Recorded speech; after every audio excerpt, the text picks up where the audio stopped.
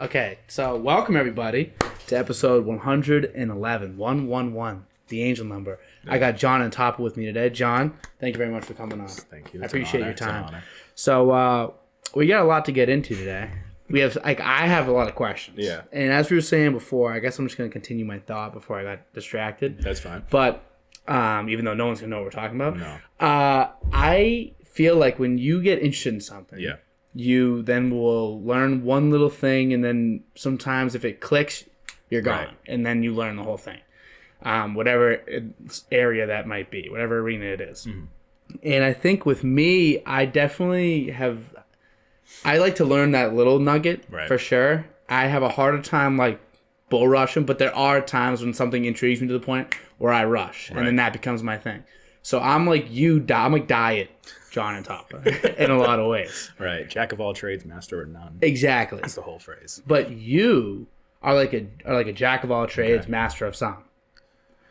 Not like master of some. Right. Master of some. Master in a sense of like above average knowledge. I appreciate that. So what was the first thing?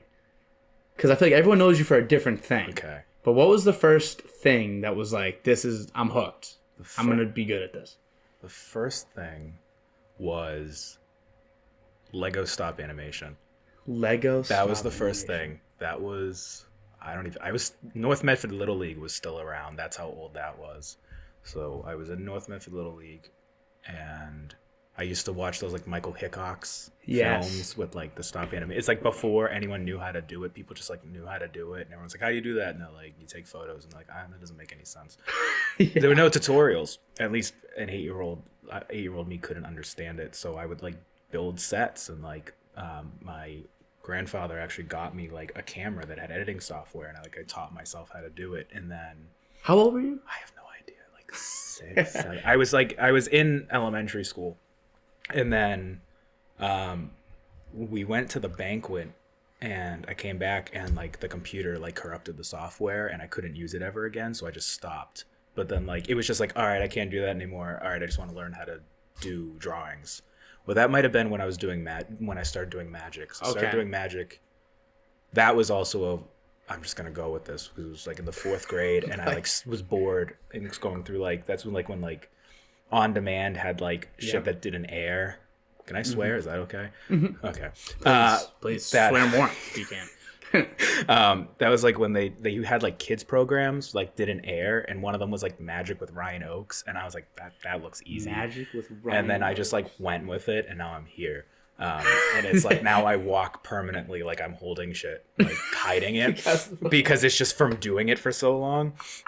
So that's like the longest running like I can do this, and then it's just like now I'm on stage in red and black like being a magician. Yeah, with the magic thing, mm-hmm. I think, and correct me if I'm wrong, right, I feel like magic probably was bigger way long ago, but I think like maybe the past like 5-10 years it's like bigger than it was in like the early 2000s, which is weird because like the resources are dwindling because like in I think it's New England, like there was only one magic store you could go in person and go to, and it shut down 6 or 7 years ago. Yeah. And it's like there's no magic stores. I don't know what it is. And magicians can be a little much sometimes where they're like, it's a dying art. No one wants to do it. And then it's like, but you don't want to teach it to anyone. Like you want to gatekeep it.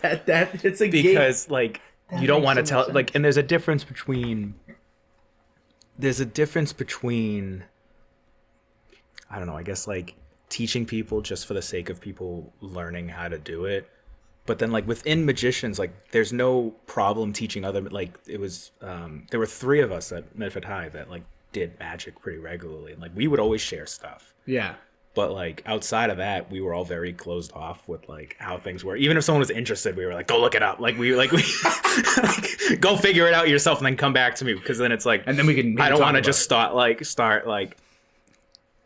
spilling stuff. But I was like, I would always teach stuff that I wasn't doing in my act. I was obnoxious about. Like I was like, I would like tricks I retired or just wouldn't do anymore.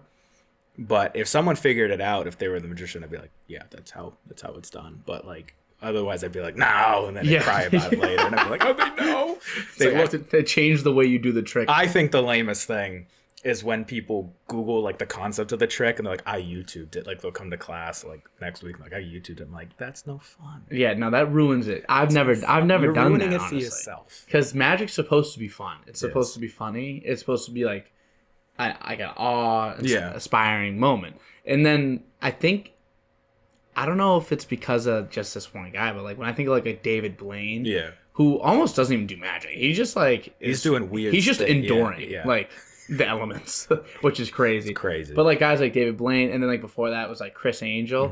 I think it kind of put like a weird spin on what people think magic is, because it really they're just like doing crazy shit. Like that's not not that it's not magic. It's just like different. It's not what you do. There are people who like legit think that magicians are like demons.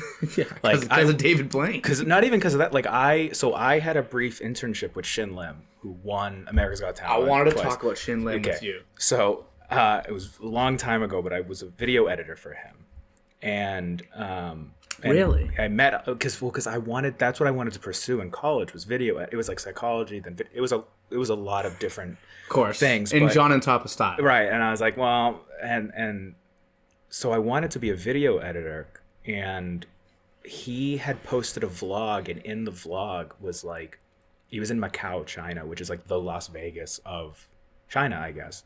And he was in a residency and was like, I want to start doing these vlogs, but I don't have a lot of time to like edit them and all that. And I was like, well, shit. So I wrote to him, his manager, which is his mom at the time, at least. Really? I'm not sure. I haven't really been like up to date, but at the time was his mom. And I wrote and I was like, I'm a magician. I can keep secrets. Like I want to do this for college, and I'm a Massachusetts local. Because at the time he was in Mass and was like, I would love to do this to get experience to go to school. And I woke up the next morning and it was like, Shin wants to talk to you. And then like, just like that was like working for this guy unpaid, just like editing his videos and just talking to him. And there was a 12-hour difference between us. Right. So I would like text him early in the morning, and then he would be going to bed, and it was like that. Yeah. So he would do a rough cut, I'd refine it, and then he'd look at it again and then release it. We did that for, I don't want to say a year. I forget for how long. But regardless, people were like, there are videos of like people like Shin Lim is a demon sorcerer. I'm like, the dude ate my bread at Panera Bread because I didn't want it. Like, we got Panera. You got in Panera? Waltham. Like, yeah, like we went out and got Panera and like talked. You just hung out about shit. Like we were just like, what are your goals? What do you want to like do when you grow up? Because he went to college for video editing. Really? He went for video editing and so he must music like, performance. And maybe the mom saw something. Maybe, I don't know. In you. And they've been great. Like I use them still as a reference still, and they were great to me when I was working with him. And then pretty much when he won, I texted him. I was like, "It was good, no." And it was like, that was it. Like so that was before he won. That was before he won. Like I started working for him. I think working for him, but I was like helping him out. Like I think a month or two before it was even public that he was on America's Got Talent. Wow. And did he win Penn and Teller yet? He had won Penn and Teller, and that's what he was known for. Well, okay. He was known as being the world champion of magic because the magic has an Olympics every 4 years. So he had won that. And then he won that before. He won that, and my timeline is backwards. It's I thought it was the other way around because I saw the right. So he wins that, but then he wins. So he's known in the magic community for that. Yeah. And then wins Penn and Teller, and now like laymen and magicians alone are like, oh my god, this guy's great because he's a phenomenal. Because it's not, like it's like we'll talk about him in a second. The stuff he was doing is still it's phenomenal. And then he got on America's Got Talent. But he had done some tours like in between, like because they had to have, because that's where one of the tricks came from that he had done. But yeah, he was great. Like he took me out to lunch and we hung out and like talked, and then like when he kind of stopped doing the vlog, he's like, I kind of got it. I'm like, okay, and then we just kind of just stopped talking.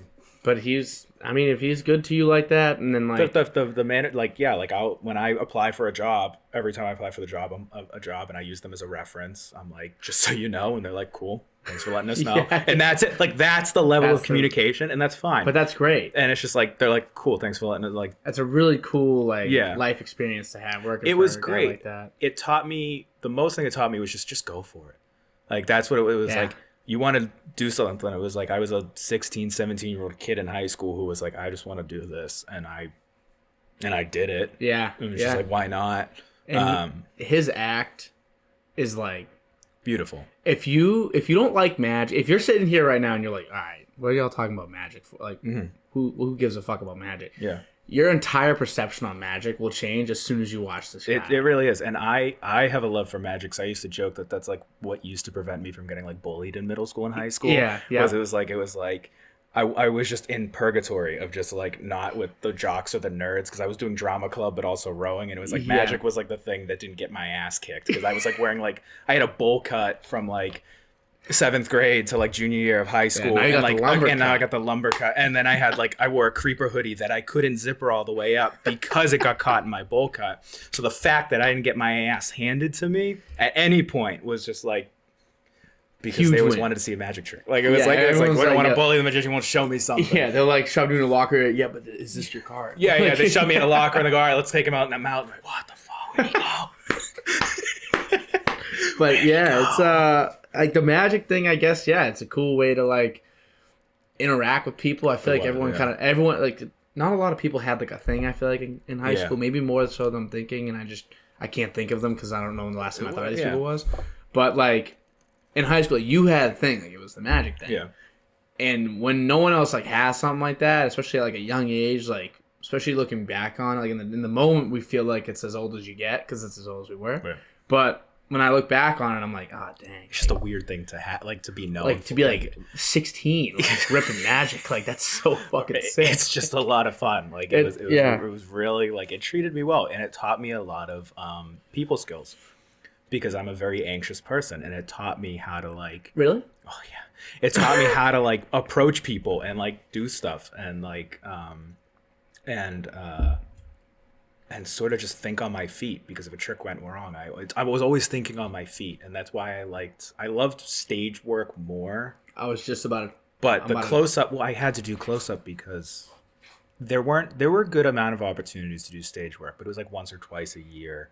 And the close-up I liked, and the only reason I started doing card magic was because I couldn't bring like ropes and blades and shit like that, where it's like, you know what I mean? And like, and I had even went to the extent of like clearing it with like the teachers, because I was like, I'm not playing cards, this is what I do. And they're like, really? And I'm like, do you want me to prove it? And then like do something. They're like, oh, okay. Scary loved it. I do tricks in his class all the time. You're like, what are you gonna do? Like, I'm gonna go like this, and the deck's gonna turn and clap, and the fucking card's gonna fly across the room. That shit was crazy. That was, dude, that was wizard. Yeah, that was fake. I remember that one. Yeah, that one vividly stood out in my mind. That was one of like the few times that like you watch something and you're just like, that's not that's fake. Yeah, that's like I say, that's what I felt. It's the same thing I feel when it's the David Blaine trick when I watched it because it was like NBA players. He put like a deck of cards in an NBA player's hand, and he's holding them, and he just starts tapping them, and they're just disappearing from the kid's hand. And I'm just like, that's fucking fake. Yeah. That's where I hop on that's a wizard. That's fake. Like, someone's in on it. Someone's in on it. Something's got it. What is happening? Because my brain can't handle the fact that the cards are disappearing or just spinning. Right. You had the cards spinning. They full on spun, and it was a good trick, but like it would fail so many times. Oh really? That like my look of like, oh my god, that they're here. Like it was like genuine. Like, oh my god, it's working. Don't this up. Yeah. But yeah, two of my I'd say that like it's great because, but it's also hard when you do those all the time, because then it's like you just know how it's done. Like, you know what you're doing, and you're like, why are you reacting? It's like, oh, okay, this is why. Yeah, I see what you're saying.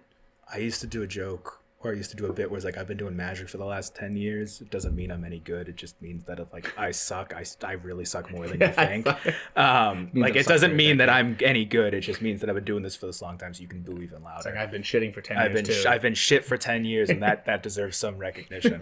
But I did this one bit that the best bit I've ever done was in college, and it was like a coffee house, and one of the RAs was putting it on, and was like, I'll do magic. And because people at that point, I actually stopped doing magic in art school because I thought people were gonna make fun of me for being a magician. No, John. In art school.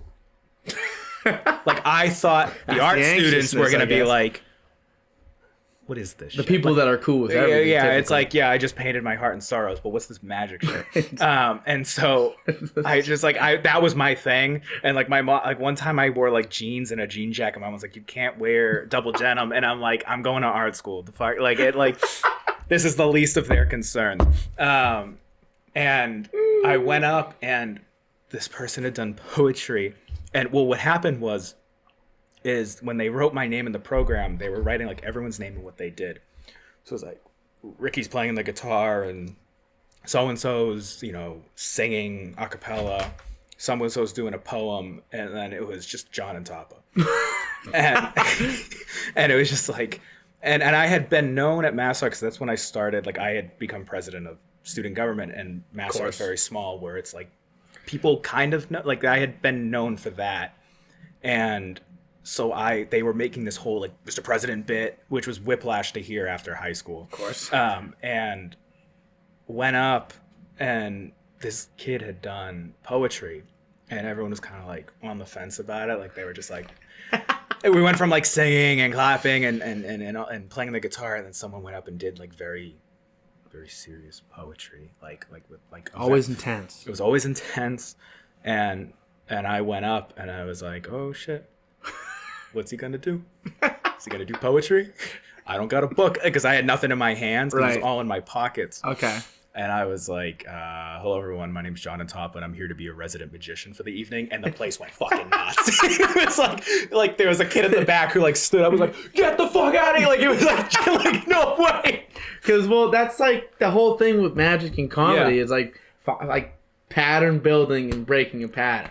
So you got like an all-time alley. I got like the best like Hail Mary of like a situation. It was perfect. That's a perfect set. And it was my buddy who did the poetry, and I was like, I'm so sorry, I'm not ripping on you, but I gotta do what I gotta do. And I went up, and he was like, oh no. It's a great. I mean, because that's exactly what it is. Like everyone's like fucking in the shitter because they just heard a scary ass poem. It actually wasn't that. It wasn't that bad. It was just like a weird jarring transition from like acoustic guitar. It was like, this is the most art school shit. So then it was like magic, and then as soon as after I did magic, someone went up and did poetry again, but like described how they were like sexually abused. No, and I was like, oh my god. And everyone was like, didn't know what to do. And I was like, if I had followed that bit would have, I was like saving that bit in my head ever since I saw that there was a poet before me. Right. And then went up and just trauma dumped on everyone. No. And it was like, well, oh my God. Like, and everyone was like, what do we do with this info? Like, that was beautiful. And like all the power to you, but like, you got to find a fine line of like, no, how do you express your pain artistically without triggering others, and it just didn't work. Yeah, and it's like kind of like you ever hear like the slow version of Hey Ya by Outkast? I haven't heard the slow version, but you know Hey Ya though. Yeah. Hey Ya is not a happy song. No, the lyrics aren't that happy. Great. It's about like breaking up and like losing someone. Yeah. And like love, but like even like the I guess like the biggest thing, the way that I found out about it was like when he says, y'all don't want to hear me, y'all just want to dance. And it's true. Oh, y'all Jesus. fucking, he literally says that in the song. Y'all don't want to hear me, you just want to dance. Because we're all like, hey, going nuts. But the song's like actually sad, like lyrically. That's what, maybe, not saying you should do, it's your art, your art. This lady, this is her poetry. Yeah. But like, damn, it's very jarring. I'm like, anything jarring to me, my first reaction's laughter. Yeah. Like you say, first thing you said that I did when you said she had a poem about being abused, I can't help but laugh. Because for me, jarring information turns into laughter. It was very jarring. And I would laugh in that thing. I'd have to leave. And it was, because I just can't handle it. Everyone was very, very confused on how to react. But it's like, that's like in art school, that is very much a running theme of like, how do you take, like, because art is an escape for people. Like, and it's beautiful how people can do that. But it's like, how do you balance that without like traumatizing or re-bringing up, because art school is a bunch of people who are like that stereotype of art students is pretty true. Like of people who were like outcasted by society because they weren't afraid to be themselves, and the status quo got them, and it's people trying to figure out who they are, and there's laws against like all these things, and it's like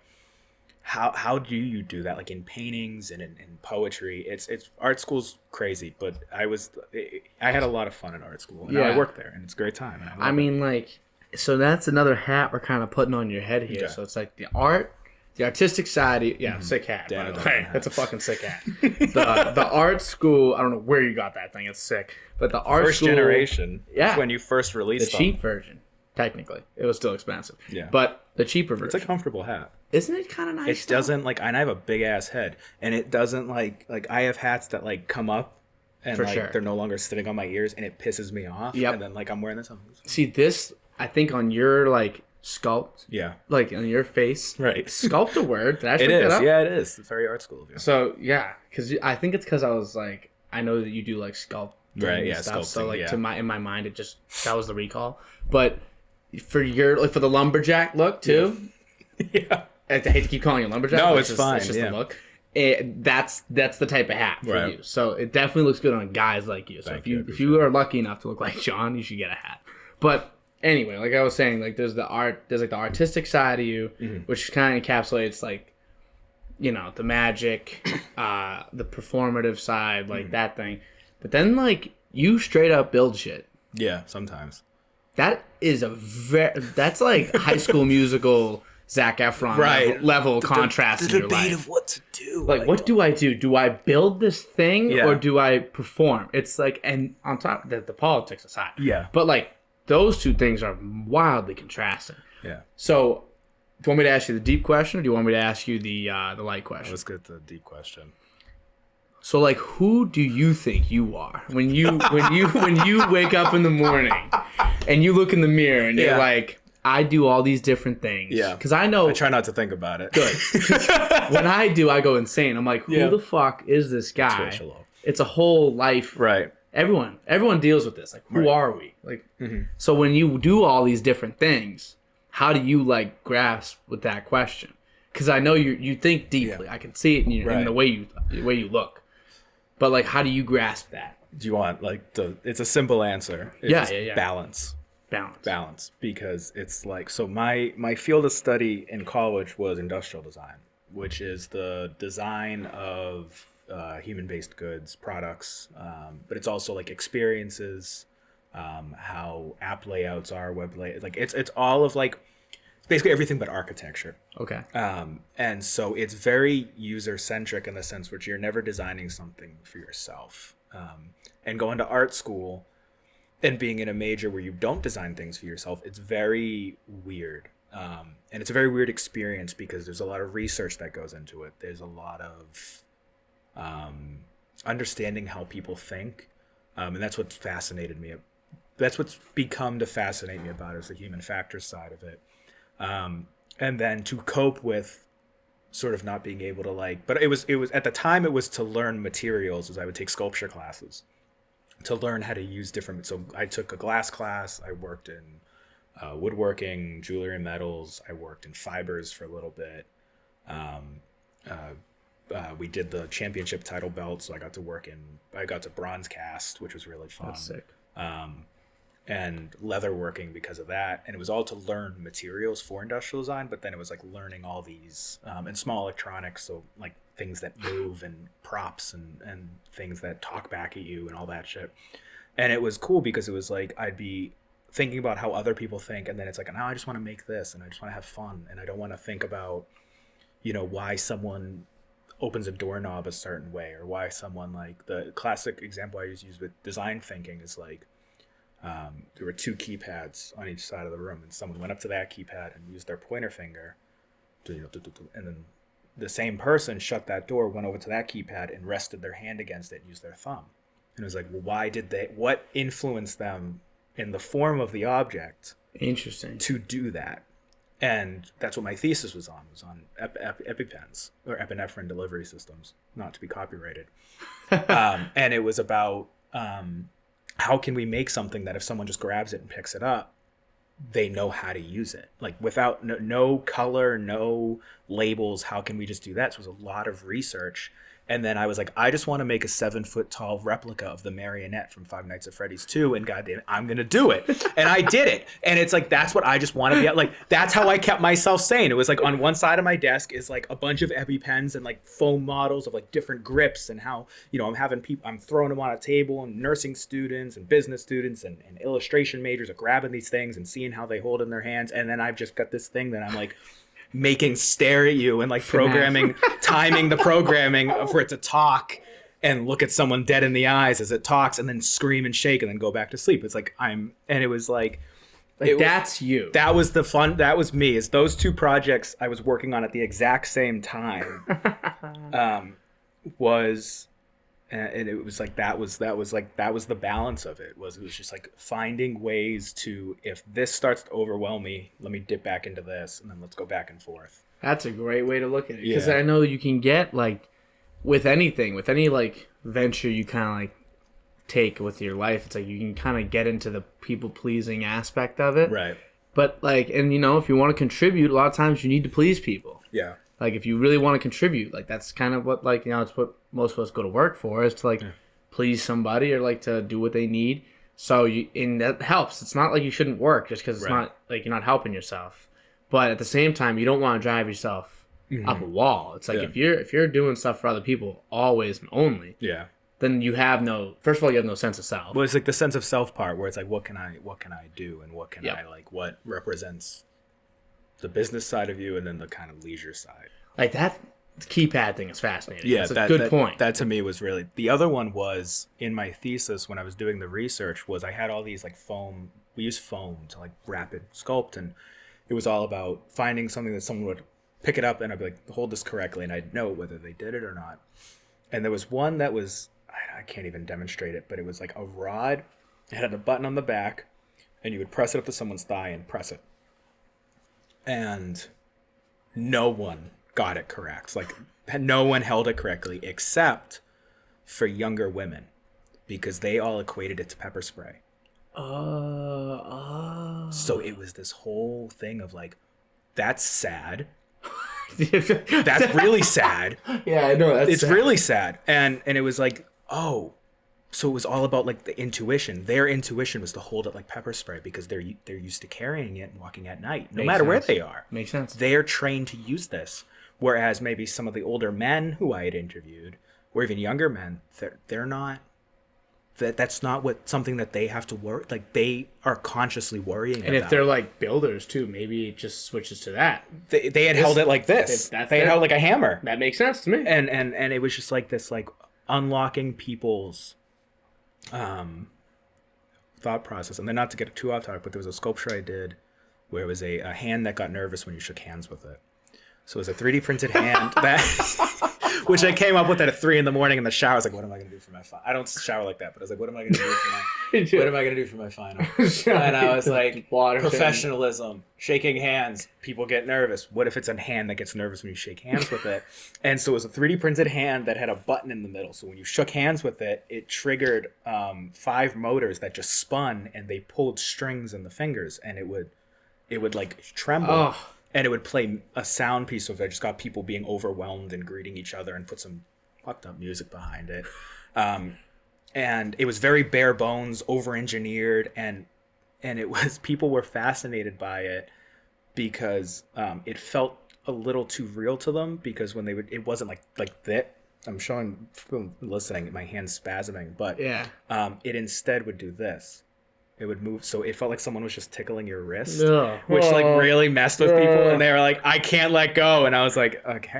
I don't want to let go. Why can't I? I'm like, I don't know. I'm uncomfortable. I'm nervous. But yeah, if you had bigger hands, it would like just kind of graze your wrist, and like, but like that's the thought process. Like that's what I knew to go for, because it was I wanted it to be unsettling. So it's like, what makes people unsettled? It's just light. Yeah, it feels too natural. Motions. It's not like dun dun dun dun. Like it's so that was like, and that's cool. Covering the motor sounds with the music. I think I saw that on like on the website. It was probably on my it may have been. Yeah, I saw that like a couple weeks ago. Mm-hmm. I was like, I was perusing, and then I saw that hand, and I was like, I didn't look into it, but I was like, that's what that is. It's a hand, 1-to-1 scale hand that gets nervous. This is John. Yep, this makes sense. This is fucked up. Yeah. So now, let's switch gears again. Okay. So now, the political life that you lead. So it's what political life? No, it's like why. Yeah. First question, why? I will just stop with that. Why? The real why is 4 years ago. Over 4 years ago, we graduated from Medford High, and I was at the dinner table, and I was complaining about something. Like, just I was upset with I don't know what it was. It was something, and I was like, slammed my hands on the table, and I was like, damn it, I'm gonna run for mayor one day. And my mom was like, you can't run just right for mayor. Run for school committee first. And I was like, damn it, I'll run for school committee. And then I was like, how old do you have to be? And she was like, 18. And I was like, oh, really? And I pulled papers the next day. Legit, that's what happened. It was an argument at the dinner table. Wow. And my dad thought I was kidding until his phone started blowing up at 3 p.m. the next day and on Facebook. And it was me standing outside of City Hall with the papers to run. And I was like, I got opinions. I just got out of the system I'm critiquing.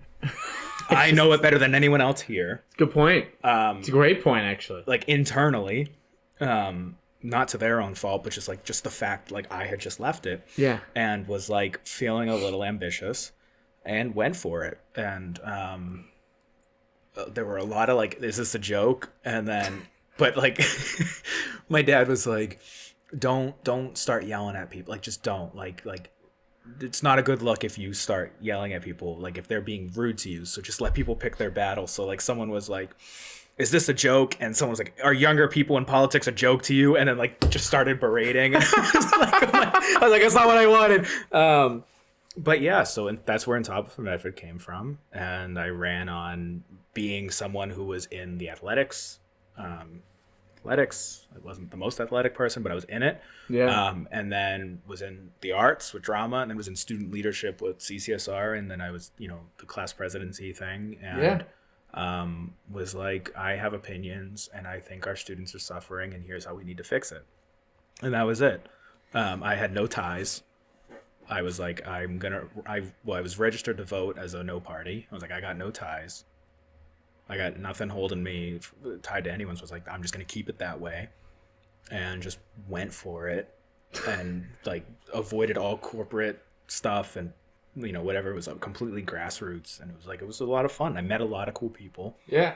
But like realistically, I had been a townie since I was 9. Like, George Scarpelli, who's a city councilor, was my baseball coach. Yeah.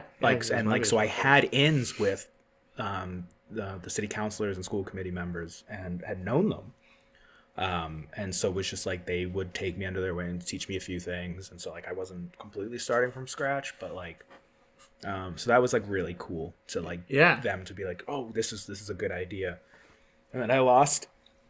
Well, I got 8th out of 10th, which was great. I wasn't the first to lose, and I didn't lose. Yeah. And then I was going to run 2 years later, and then just decided I wanted to become class president at Mass Art, or not class president, the president of Mass Art for students. And then I was like, I can't do both. And that was more important to me. And then this past election was just like, I'm going to lace up the boots one more time.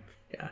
I didn't spend $800 on signs to use them once. I don't know. And I put out a letter, and I was like, look, let's be real. Let's be real. I don't want to be the guy who tries 3. In high school, I tried 3 times. Right. Fine. You're a teenager. But like, I'm like, I don't want to be the guy like grasping for this. But also like, I'm not going to put my life on a hold.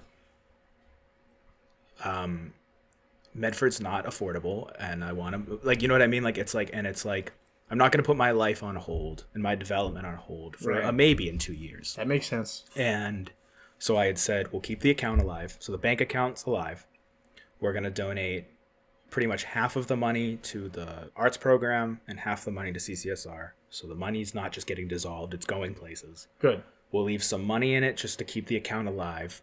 Website will come down. Facebook's being archived, like just not being posted on. And it's like, if in 2 or 4 years I'm like still in Medford and I still want to do it, then I'll do it.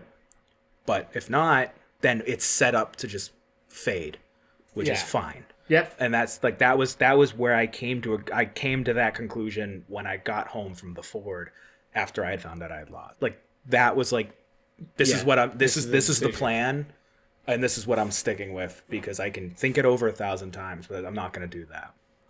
But yeah, I mean, it was a lot of fun. It taught me a lot of life skills.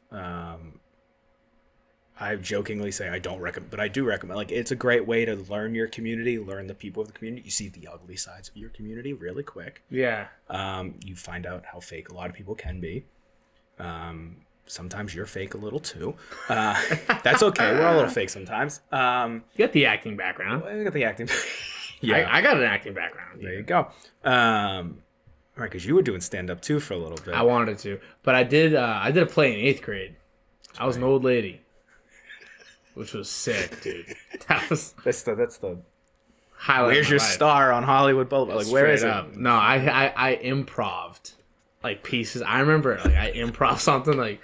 I got pushed by like one of the other characters or something, and so I was like, "This was a great opportunity for me to fake fall down, like as an old lady." And you know, old ladies fall slow, so I slowly fall down, and no reaction at this point from the crowd. And I was looking out there, and I just see like my like our director, like one of the teachers, being like, "What the fuck?" She was like, "What the fuck?" I did that in high school too. That was like, my goal, and I did get a laugh out because I think I hit the ground. I was like.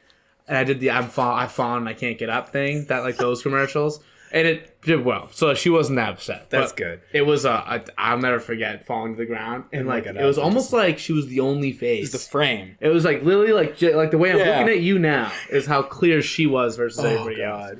And so we both got that acting background. So like lying is kind of like I don't even use it. A good thing.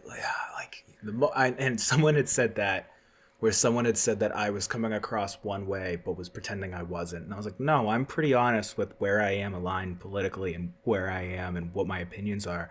And I was just done. I think I wrote something like, the only time I deceive is at kids' birthday parties doing magic tricks. like, don't call me a liar. Like, there's nothing here. Yeah. There was nothing here that remotely that I've ever said that has painted me this way. So me saying that I'm actually this way, it's like, well, it's like, no, you've made an assumption, and now I'm telling you your assumption's wrong. Right. Like, but everyone sees you that way. I'm like, I don't think so.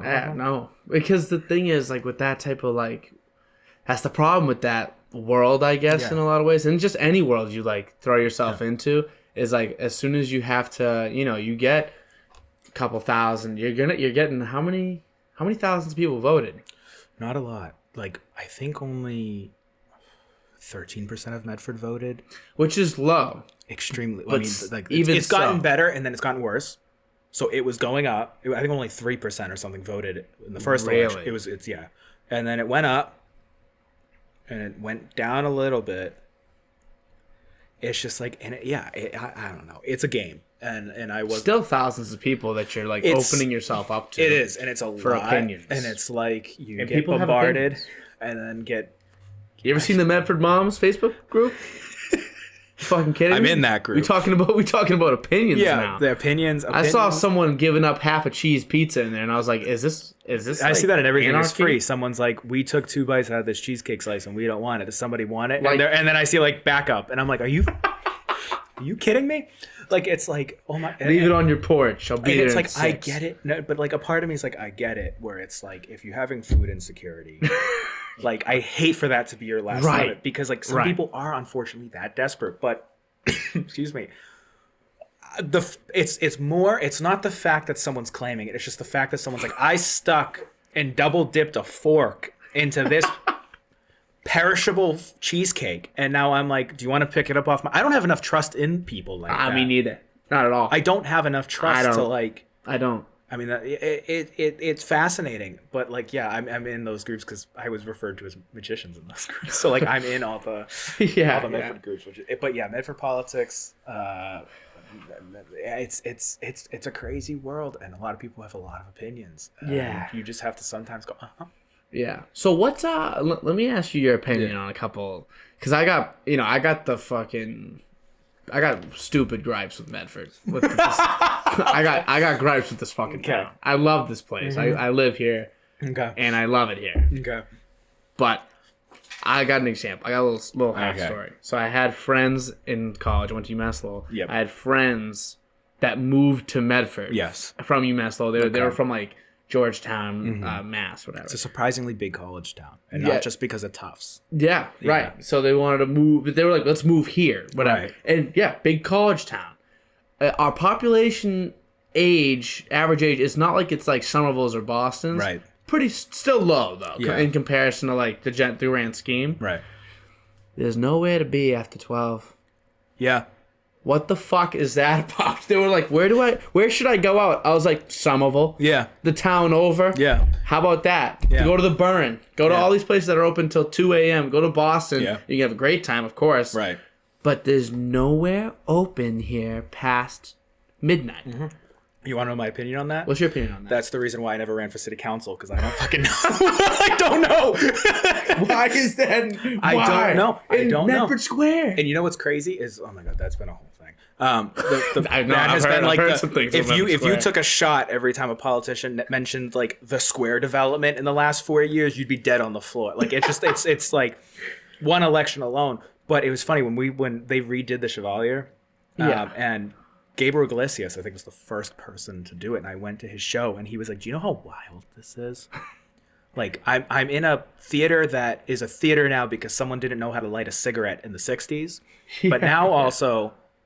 He goes, this is the only place that I'm doing a performance in front of hundreds of you here, and someone's eating enchiladas across the street in their home. Like someone's putting their kid to bed across the street. Yes. And it was like, do you understand how crazy of a phenomena? I don't know how crazy of a phenomena this is. Like that, like the Chevalier. It's it's developing, and like I think like bringing in like Medford Brewing, which is also closed, not too bad, not too late, but I don't know, I forget their hours, but like also like now that they got deep cuts in the square, it's like it seems like they're trying to bring it, but there's a lot of hesitation. I mean, Medford was upset because there were like 2 or 3 tattoo parlors in West Medford. Like apart, they're like, what is it gonna do to our city? Bring art? I don't know. Tattoo artists? Thank you. Like it's like like who cares? Like it's like, honestly, are you gonna be scared of me? I actually purposefully always had my sleeves rolled up when I ran, because I was like, I don't want to hide the fact that like my whole arm is like like. Well, because I mean, our generation doesn't really give a fuck. If you ask me, like I don't think anyone cares. No. What I care about is the fact that when they took out the Papagenos, they put a fucking gentle death. That's what I care about. I want the rats, and I want oil dripping from the... I don't know what I wanted there. Yeah. But I was like, I don't know why I thought like bowling alley. I don't know what I was thinking. Which also used to, I think, be a McDonald's. I think they used to be McDonald's. Was there? I think so. Like, that's crazy. Yeah. And then like one of those buildings used to be either a theater or a bowling alley or something like that. My mom was saying like way back. I don't remember. Like it's somewhere around that. It's well, the theater used to be where the Dunkin's is. No, across the street from Haynes Square. It's where Donato's office is. Yes. The one that the person drove through the front of. Like, that was crazy. I saw it. I was at work. Really? I was at work at Modern Hardware, and like I looked this way, and then I looked this way, and I was like, and it was just, no way. Yeah, it was like I was like, whoa. Wow. Yeah. What a moment. It's a Medford moment. A lot happened that day. It was like that happened, and then a fire broke out in another store, and I was like getting stressed. I was like, Armageddon! I don't know I gotta go home. I have an upset stomach, and I'm scared. My stomach hurts, and and then I'd be like, okay, de-stress with the car.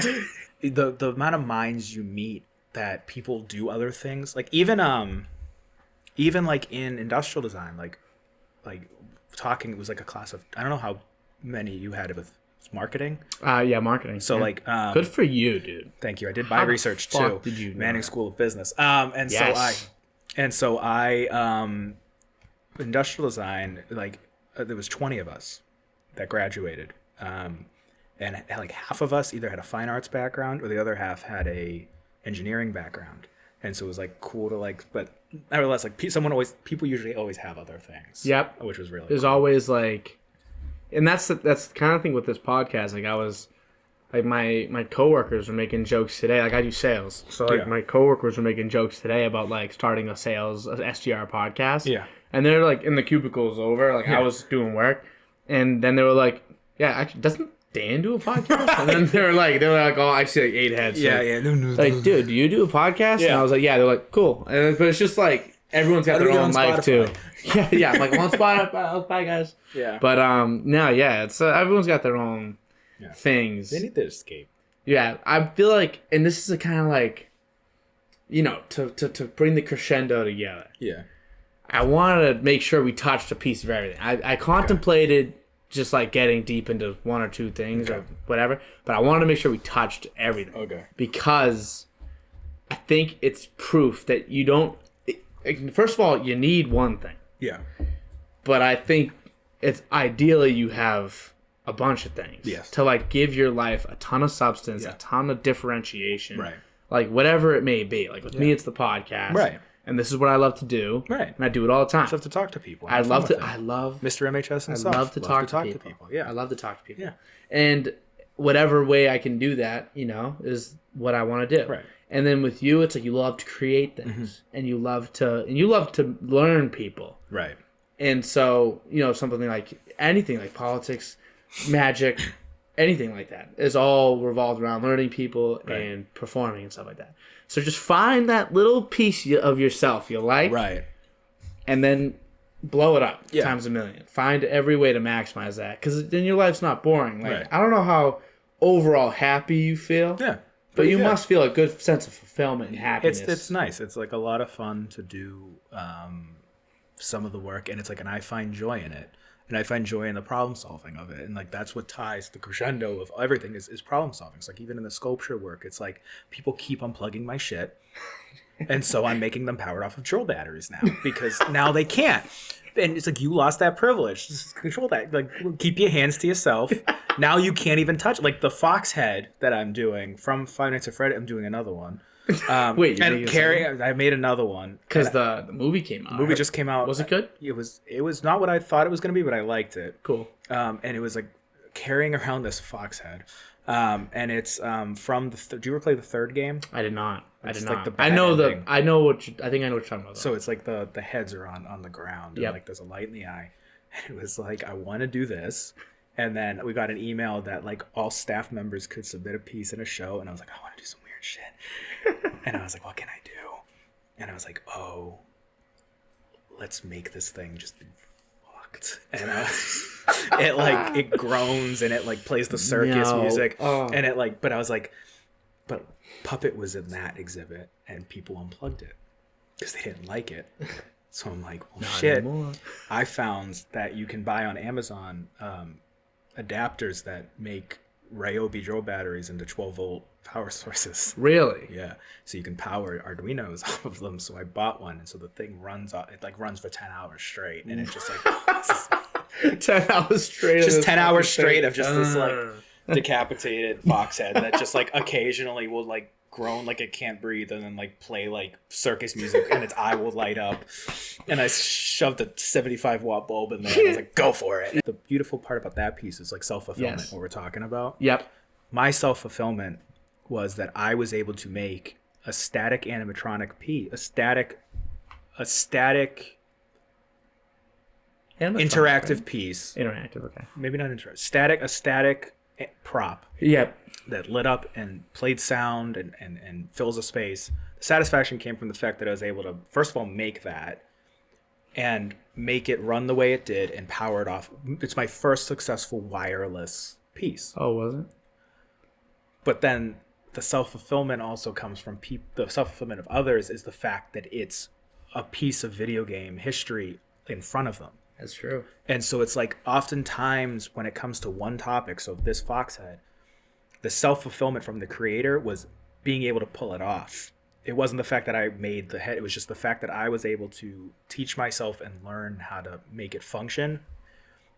And the behind the scenes value where the satisfaction of others came from the fact that it was just like, this was their childhood coming to life. So it's like, it's almost like sometimes things have dual fulfillment purposes where they're different. Like I'm just excited as they are, but I'm excited for a very different reason. But do you think that the motivation for you was the motivation was to figure out a way to make this thing wireless and to make it be as successful as it would be if it was plugged in. Right.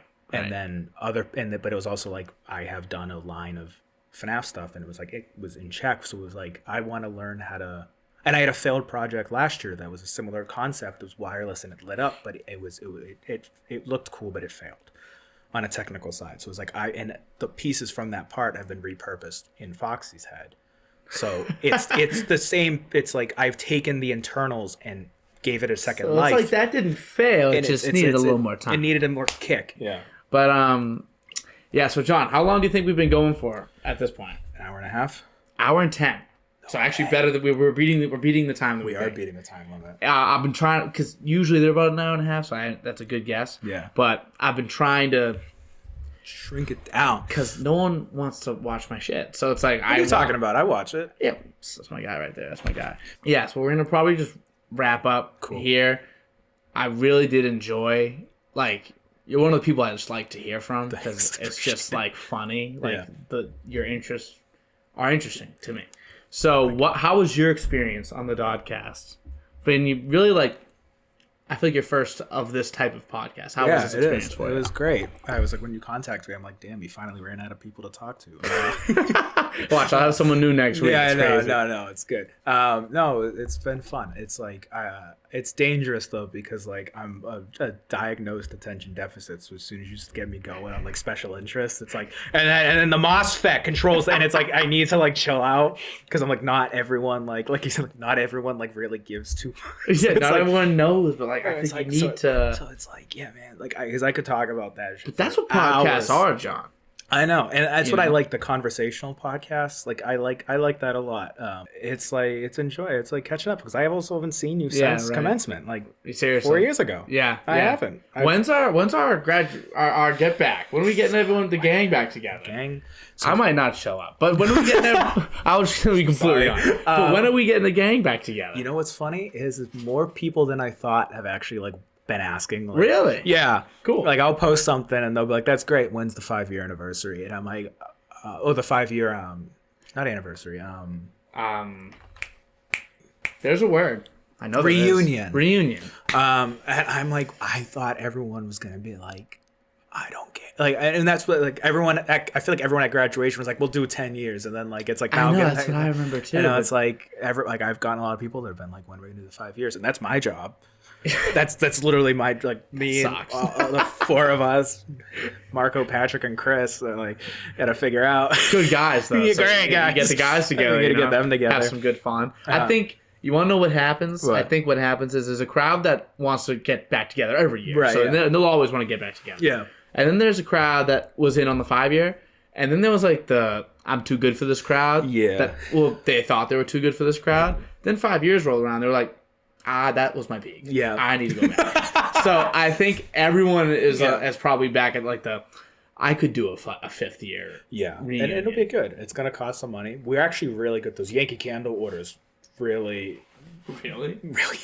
Nice. We have 8,000. You find enough white moms, you'll sell enough Yankee Candles. We have a good amount of money. We're still putting the $2,000 to a Purvis scholarship, so we're working on that right now. Actually, it just wasn't good timing to release it while I was in the middle of a school committee campaign. Right, of course. Bad press all around. Right. But we've been working on it for 4 years, so 2,000's going to that. So we'll have about we'll have a good amount of money to We're still going to have to charge for tickets, which sucks because it's a fundraiser, but it won't be the back of the gymnasium with smart food bags and red Solo cups. You know what I mean? Yeah, we want to do right by it, but I think it's going to be probably 5, 10. I got to talk to the rest of them, but that's usually how it goes. It's 5, 10, then 20, 30. Yeah. But John, thank you very much. Appreciate it. I appreciate it so much, and hopefully you all enjoyed it as well. Episode 111. 111. Angel, the first angel number, technically. I mean, 66 doesn't count, or 55.